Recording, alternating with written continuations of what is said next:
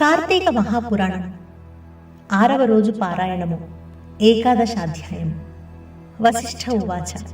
ఓ మహారాజా, కార్తీక మాసంలో శ్రీహరిని ఎవరైతే అవిసె పూలతో పూజిస్తారో వాళ్ళకి చాంద్రాయణ ఫలము కలుగుతుంది. గరికతోనూ కుశలతోనూ పూజించేవాళ్లు పాప విముక్తులై వైకుంఠమును పొందుతారు. చిత్రవర్ణ వస్త్రాన్ని శ్రీహరికి సమర్పించిన వాళ్ళు మోక్షమును పొందుతారు. కార్తీక స్నానాచరణమును చేసి విష్ణు సన్నిధిన దీపమాలిక నుంచేవాళ్లు, వైకుంఠ పురాణ పాఠకులు, శ్రోతలు కూడా విగత పాపులై పరమపదాన్ని చేరుతారు. ఇందుకు ఉదాహరణగా వినినంత మాత్రాననే సర్వ పాపాలను సమయింపచేసేది, ఆయురారోగ్యదాయిని అయిన ఒక కథను వినిపిస్తాను, వినుము. మందరోపాఖ్యానము. కళింగ దేశీయుడైన మంధరుడు అనే ఒకానొక బ్రాహ్మణుడు స్నాన సంధ్యావందనాదులను అన్నింటినీ విసర్జించి పరులకు కూలి పని చేస్తూ ఉండేవాడు. అతనికి పతివ్రత, సర్వ సాముద్రికాది శుభలక్షణ సంపన్న, సద్గుణ సముచ్చయము చేత సుశీల అని పిలువబడే భార్య ఉండేది. భర్త ఎంత దుర్మార్గుడైనా కూడా అతని యందు రాగమే తప్ప ద్వేషము లేనిదై పాతివ్రత్య నిష్ఠాపరురాలై ఉండేది. కొన్నాళ్ల తర్వాత కూలితో జీవించడం కష్టమని భావించిన మంధరుడు వనగతుడై ఖడ్గపాణి అయి దారులు కాసి బాటసారులను కొట్టి వారి నుండి ధనమును అపహరిస్తూ కాలం గడపసాగాడు. ఆ దొంగ సొత్తును ఇరుగు పొరుగు దేశాలకు తీసుకుని పోయి అమ్మి ఆ సొమ్ముతో కుటుంబ పోషణ చేసేవాడు. ఒకసారి దొంగతనానికై దారి కాసి ఉన్న మంధరుడు బాటసారి అయిన ఒకానొక బ్రాహ్మణుడిని పట్టుకొని అక్కడి మర్రి చెట్టుకు కట్టివేసి ఆ బాపని ద్రవ్యాన్నంతను అపహరించేశాడు. ఇంతలో అటుగా వచ్చిన పరమ క్రూరుడైన ఒక కిరాతకుడు దోచుకొనిన మంధరుడిని, దోచుకోబడి బంధితుడై ఉన్న బ్రాహ్మణుడిని ఇద్దరినీ కూడా చంపివేసి ఆ ద్రవ్యాన్ని తాను హరించుకోపోబోయాడు. కాని అదే సమయానికి అక్కడి కిరాత మంధర బ్రాహ్మణుల నుండి వచ్చే నరవాసనను పసిగట్టిన చేరువ గుహలోని పెద్ద పులి గాండ్రుమంటూ వచ్చి కిరాతకునిపై పడింది. పులి తన పంజాతోనూ, కిరాతకుడు ఖడ్గంతోనూ ఒకరినొకరు ప్రహరించుకున్నారు. ఆ జగడంలో పులి, కిరాతకుడు కూడా ఏకకాలంలో మరణించారు. ఆ విధముగా మరణించిన విప్ర, మంధర, వ్యాఘ్ర, కిరాతక జీవులు నలుగురు యమలోకమును చేరి కాలసూత్రమనే నరకాన్ని పొందారు. యమకింకరులు ఆ నలుగురిని పురుగులు, అమేధ్యముతో నిండి ఉన్న తప్త కూపంలో పడవేశారు. ఇక భూలోకంలో భర్త మరణవార్త తెలియని మంధరుని భార్య అయిన సుశీల నిత్యం భర్తృధ్యానాన్నే చేస్తూ ధర్మవర్తనతో, హరిభక్తితో, సజ్జ సాంగత్యముతో జీవించసాగింది. ఒకనాడు నిరంతర హరినామ సంకీర్తన తత్పరుడు, సర్వులయందున భగవంతుని దర్శించువాడు, నిత్యానంద నర్తనుడు అయిన ఒకానొక యతీశ్వరుడు ఈ సుశీల ఇంటికి వచ్చినాడు.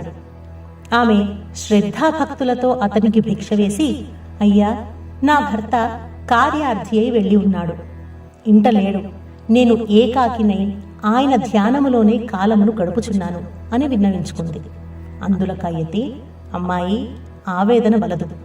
ఇది కార్తీక పూర్ణిమ మహాపర్వదినము. ఈరోజు సాయంకాలము నీ ఇంట పురాణ పఠన శ్రవణాదులను ఏర్పాటు చేయి. అందుకుగాను ఒక దీపము చాలా అవసరము. దీపానికి తగినంత నూనె నా దగ్గర ఉంది. నీవు వత్తిని, ప్రమిదను సమర్పించినట్లయితే దీపమును వెలిగించవచ్చును అని సలహా ఇచ్చాడు. ఆ యతిశ్రేష్ఠుని మాటలను అంగీకరించి సుశీల తక్షణమే గోమయముతో ఇల్లంతా చక్కగా అలికి పంచరంగుల ముగ్గులను పెట్టినది. ప్రత్తిని పరిశుభ్రపరిచి 2 వత్తులను చేసి యతీశ్వరుని వద్ద నూనెతో వాటిని వెలిగించి శ్రీహరికి సమర్పించినది. యతి ఆ దీపసహితముగా విష్ణువును పూజించి మనశ్శుద్ధి కోసం పురాణ పఠనమును ఆరంభించారు. సుశీల పరిసరాల ఇండ్లకు వెళ్లి వారందరినీ పురాణ శ్రవణానికి ఆహ్వానించినది. అందరి నడుమ తాను కూడా ఏకాగ్రచిత్తయై ఆ పురాణాన్ని విన్నది.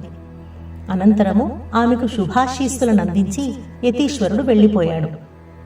నిరంతర హరి సేవనము వలన క్రమక్రమముగా ఆమె జ్ఞాని అయి తదుపరిని కాలధర్మము చెందినది.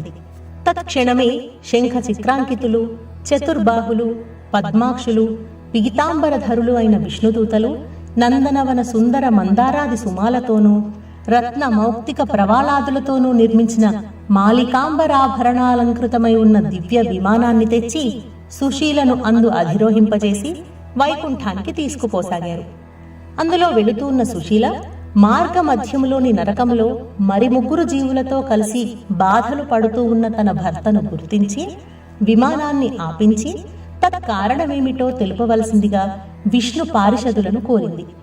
అందుకు వారు, అమ్మా, నీ భర్త అయిన ఆ మంధరుడు విప్రకుల సంజాతుడైనప్పటికీ కూడా వేదాచారాలను విసర్జించి కూలి అయి మరికొన్నాళ్లు దొంగయ్యి దుర్మార్గ ప్రవర్తనల వలన ఇలా నరకాన్ని అనుభవిస్తున్నాడు.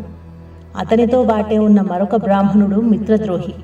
మిత్రుడొకరిని చంపి అతని ధనముతో పరదేశాలకు పారిపోబోతూ నీ భర్త చేత బంధితుడయ్యాడు. అతగాడి పాపాలకు గాను అతడు నరకము పొందాడు. 3వవాడు కిరాతకుడు.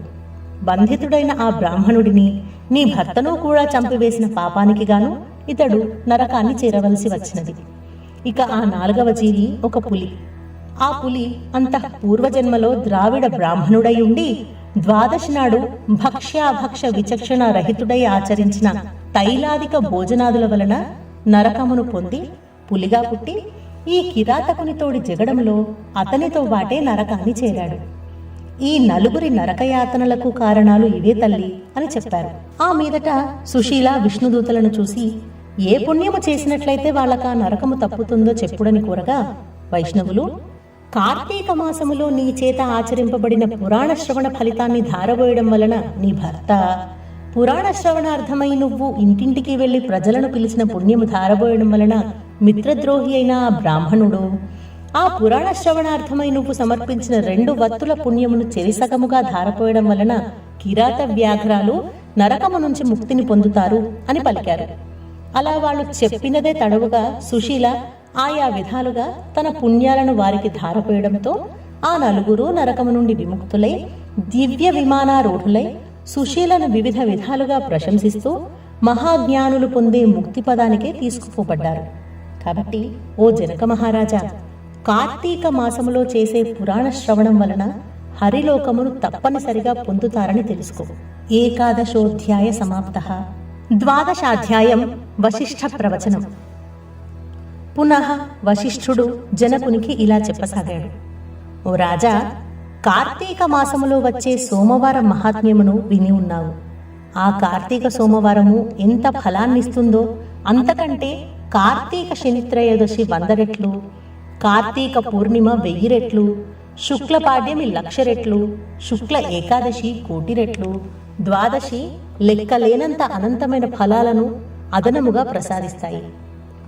మోహము చేతనైనా సరే శుక్ల ఏకాదశి నాడు ఉపవసించి మరునాడు అనగా ద్వాదశి నాడు బ్రాహ్మణ యుక్తులై పారాయణ చేసేవాళ్లు సాయుజ్య మోక్షాన్ని పొందుతారు. ఈ కార్తీక శుద్ధ ద్వాదశి నాడు అన్నదానములు చేసిన వారికి సమస్త సంపదలు అభివృద్ధి చెందుతాయి. రాజా, సూర్యగ్రహణ సమయంలో గంగా తీరములో 1,000,000 మంది బ్రాహ్మణులకు అన్న సమారాధన చేయడం వలన ఎంత పుణ్యము కలుగుతుందో అంత పుణ్యము కూడా కేవలం కార్తీక ద్వాదశి నాడు ఒక బ్రాహ్మణుడికి అన్నము పెట్టడం వలన కలుగుతుంది.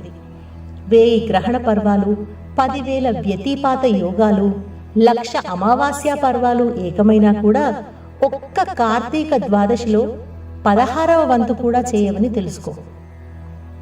మనకు ఉన్న తిథులలో పుణ్యప్రదాలైన తిథులెన్నైనా ఉండవచ్చును కానీ వాటన్నింటికంటే కూడా సాక్షాత్ విష్ణు ప్రీతికరమైన ఈ కార్తీక ద్వాదశి అత్యంత ఫలప్రదమని మర్చిపోకు. ద్వాదశి దానములు. ఏకాదశి నాడు రాత్రి యామముండగా కార్తీక శుద్ధ ద్వాదశి నాడు క్షీర సముద్రము నుండి శ్రీహరి నిద్రలేస్తాడు. అందువలన దీనికి హరిబోధిని ద్వాదశి అనే పేరు వచ్చింది. అటువంటి ఈ హరిబోధిని నాడు ఎవరైతే కనీసం ఒక్క బ్రాహ్మణునికైనా అన్నదానమును చేస్తారో వాళ్ళు ఇహములో భోగానుసేవనాన్ని, పరములో భోగిశయనానుసేవనాన్ని పొందుతారు. కార్తీక ద్వాదశి నాడు పెరుగు అన్నం దానం చేయడం సర్వోత్కృష్టమైన దానముగా చెప్పబడుతోంది. ఎవరైతే ఈ ద్వాదశి నాడు పాలిచ్చే ఆవును వెండి డెక్కలు, బంగారు కొమ్ములతో అలంకరించి పూజించి దూడతో సహా గోదానము చేస్తారో వాళ్ళు ఆ ఆవు శరీరంపై ఎన్ని రోమాలైతే ఉంటాయో అన్ని వేల సంవత్సరాలు స్వర్గములో నివసిస్తారు. ఈరోజు వస్త్రదానములు చేసిన వాళ్ళు వాంఛితార్థాలన్నీ సమసిపోయి వైకుంఠాన్ని చెందుతారు అనడంలో ఎటువంటి వివాదమూ లేదు. పండ్లు, తాంబూలము, యజ్ఞోపవీతాలను సదక్షిణముగా దానము చేసేవారు. ఓ మహారాజా, ఎవరైతే కార్తీక శుద్ధ ద్వాదశి నాడు సాలగ్రామాన్ని, బంగారపు తులసి వృక్షాన్ని దక్షిణా సమేతముగా దానము చేస్తారో వాళ్ళు చతుస్సాగర పర్యంతమైన సమస్త భూమండలాన్ని దానము చేసినంత పుణ్యాన్ని పొందుతున్నారు. ఇందుకు నిదర్శనముగా ఒక గాథను చెబుతాను, విను. ధర్మవీరోపాఖ్యానము. పూర్వము గోదావరి తీరంలో దురాచారవంతుడు, పరమ పిసినిగొట్టు అయిన ఒక వైశ్యుడుండేవాడు. ఈ లుబ్ధుడు దాన ధర్మాలు చేయకపోవడమే కాక తాను కూడా తినకుండా ధనమును పోగు చేసేవాడు.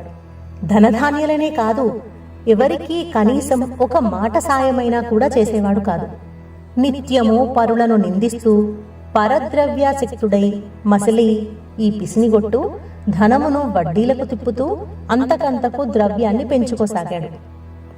ఒకానొకసారి ఈ లుబ్ధుడు ఒక బ్రాహ్మణునికి ఇచ్చిన అప్పును రాబట్టుకోవడం కోసం అతని గ్రామానికి వెళ్లి తానిచ్చిన బాకీని వడ్డీతో సహా ఆ క్షణమే చెల్లించవలసిందిగా పట్టుబట్టాడు. అందుకు బ్రాహ్మణుడు, రుణదాత, నేను నీ బాకీ ఎగవేసేవాడిని కాను. ఎందుకంటావేమో, యో జీవతి రుణి నిత్యం నియమం కల్పమశ్నుతే పశ్చాత్తస్యుతో భూత్వా తత్సర్వం ప్రతిదాస్యతి. ఎవడైతే రుణం తీర్చకుండానే పోతాడో వాడు ఆ మరుసటి జన్మలో రుణదాతకు సంతరూపముగా జన్మించి ఆ రుణాన్ని చెల్లబెట్టుకోవలసి వస్తుంది.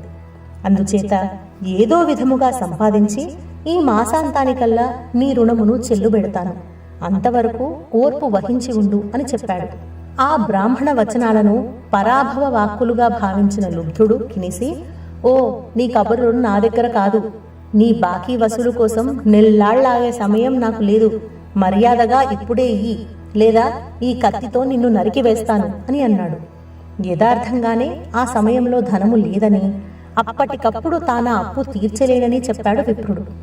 మరింత మండిపడిన ఆ పిసినారి బ్రాహ్మణుడిని జుట్టు పట్టుకుని లాగి నేలకు పడత్రోసి కాలితో తన్ని అప్పటికీ కోపం తీరక కత్తితో ఒక వ్రేటు పెట్టాడు. సింహము యొక్క పంజా విసురుకు లేడిపిల్ల చనిపోయినట్లుగా క్రోధోన్మత్తుడైన ఆ కోమటి కొట్టిన దెబ్బకు బ్రాహ్మణుడు ప్రాణాలు కోల్పోయాడు. అంతటితో కోమటి హత్యానేరానికి గాను రాజు తనను దండిస్తాడనే భయంతో త్వరితముగా ఇంటికి పారిపోయి గుట్టుగా బ్రతకసాగాడు. బ్రతికినంతకాలం గుట్టుగా ఉండగలడు గాని గుట్టుగా ఉన్నంత మాత్రం చేత ఇళ్లకాలం బ్రతకలేం గదా. అదే విధముగా కోమటి కూడా ఆయువు తీరి మృతి చెందాడు. యమకింకరులు వచ్చి ఆ జీవుడిని నరకానికి తీసుకుపోయారు.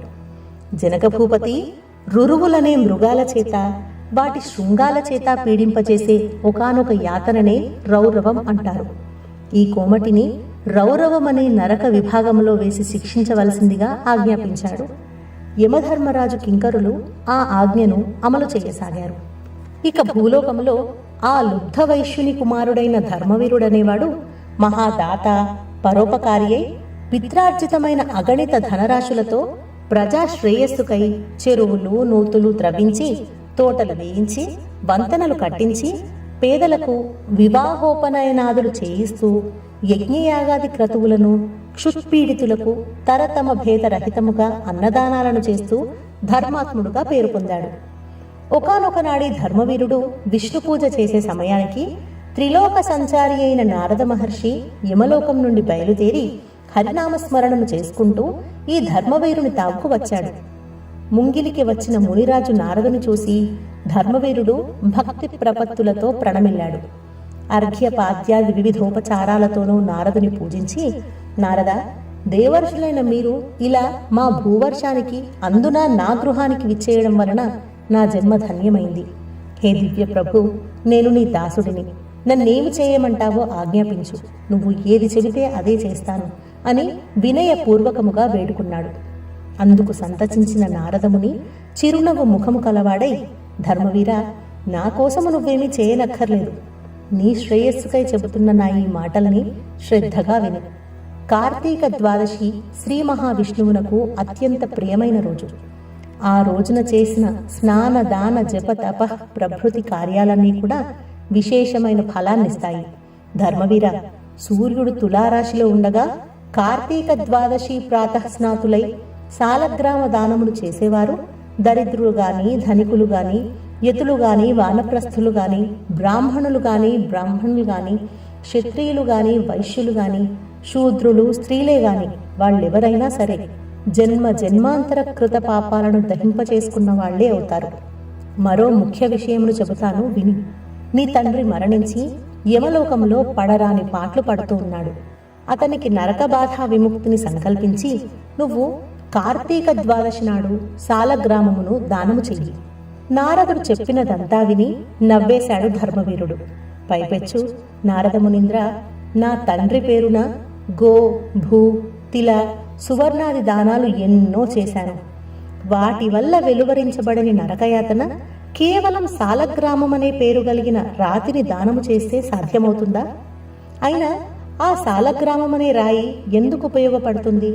తినడానిక పనికిరాదు, అలంకారానిక నవరత్నాలలోనిది కాదు. ఏ రకంగానూ ఎవరికీ కూడా పనికిరాని దాన్ని నేనెందుకు దానం చేయాలి? రాతి దాతకు కీర్తి ఉండదు, ఆ దానమును పట్టినవానికి సుఖమూ ఉండదు. కాబట్టి ఆ సాలగ్రామ దానమును నేను చెయ్యను అని అన్నాడు. నారదుడు ఎంత అనునయముగా చెప్పినా కూడా ధర్మవీరుడు తన మూర్ఖత్వాన్ని వదలనూ లేదు, సాలగ్రామ దానానికి అంగీకరించనూ లేదు. అంతటితో నారదుడు అంతర్హితుడైపోయాడు. మరికొంత కాలానికి ధర్మవీరుడు మరణించాడు. గౌరవనీయులు, సర్వహితాత్ములు అయిన పెద్దల మాటలు పాటించని పాపానికి సాలగ్రామ దానమును చేయకపోవడం వలన నరకగతుడై అనంతరము 3 మార్లు పులిగాను, 3 సార్లు కోతిగాను, 5 సార్లు ఆబోతుగాను, 10 పర్యాయాలు స్త్రీగాను జన్మించి వైధవ్య పీడను పొందడం జరిగింది. పునః 11వ జన్మలో కూడా ఒకానొక యాచకునికి పుత్రికగా జన్మించవలసి వచ్చింది. పురాకర్మ వలన పెండ్లి కుమారుడు అనతి కాలంలోనే మరణించడంతో ఒక్కగానొక్క కూతురికి కలిగిన వైధవ్యానికి చింతించి ఆ యాచక బ్రాహ్మణుడు జ్ఞాన దృష్టి చేత తన కూతురి పురాకర్మానుగత పాపఫలాన్ని తెలుసుకున్నవాడై ఆ విషయాలన్నీ ఆమెకు సవిస్తరంగా చెప్పి కార్తీక సోమవారం నాడు వేదోక్త విధిగా జన్మార్జిత పాపనాశకమైన సాలగ్రామ దానాన్ని చేయించాడు. ఆ పుణ్యఫలావాప్తి వలన మరణించిన పెండ్లి కొడుకు పునర్జీవితుడయ్యాడు. ఆ దంపతులు ఇహ జీవితాన్ని ధర్మ కామ సౌఖ్యాలతో గడిపి కాలాంతరం స్వర్గమును చేరి పుణ్యఫలానుభవాప్తులయ్యారు. తదుపరి ధర్మవీరుడు 23వ జన్మగా ఒక బ్రాహ్మణుని ఇంట శిశువుగా పుట్టి పూర్వజన్మలో చేసిన మహత్వపూర్వక సాలగ్రామదాన పుణ్య విశేషం వలన జ్ఞాని అయి ప్రతివర్ష ప్రయుక్త కార్తీక సోమవార పర్వదినాలలో సాలగ్రామదానాన్ని ఆచరిస్తూ ఆ పుణ్యఫలముగా మోక్షప్రాప్తుడయ్యాడు. ఇతగాడి సాలగ్రామదాన మహాపుణ్యం వలన రౌరవగతుడైన ఇతని తండ్రి కూడా నరకము నుండి విముక్తుడయ్యాడు. కాబట్టి జనక మహారాజా, కార్తీక మాసములో సాలగ్రామ దానము చేత విష్ణువు సంప్రీతుడై విశేష పుణ్యాన్ని కల్పిస్తాడని ధృవపరచుకో. ఎంతటి పాపానికైనా సరే కార్తీక మాసంలో సాలగ్రామ దానములు చేయడమే సర్వోత్తమమైన ప్రాయశ్చిత్తము.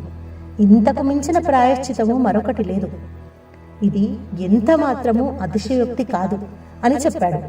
ఏవం శ్రీ స్కాంద పురాణాంతర్గత కార్తీక మహాత్మ్యే 11-12 11-12 అధ్యాయములు 6వ రోజు పారాయణము సమాప్తం.